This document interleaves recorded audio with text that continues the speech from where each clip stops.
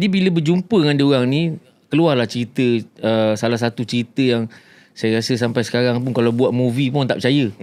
Sebab masa sehari, saya dilahirkan sehari sebelum 13 Mei.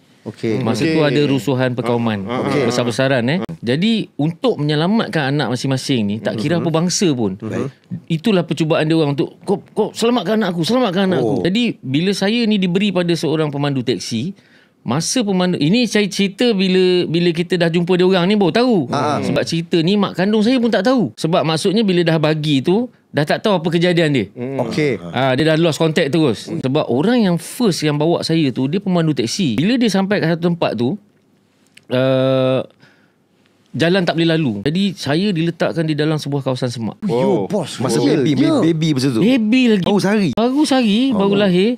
Jadi dalam semak tu saya diorang bila yang pemandu teksi ni sendiri pun saya kurang pastilah sama ada dia survive atau tak. Tapi 3 hari selepas tu, biasanya kalau kita dengar, kalau nak tahu tempat tu ada baby, bunyi apa? Baby. Dia orang dengar bunyi baby tengah ketawa. Sebab kalau saya fikir sekarang pun saya tak boleh dapat jawapan dia. Yalah.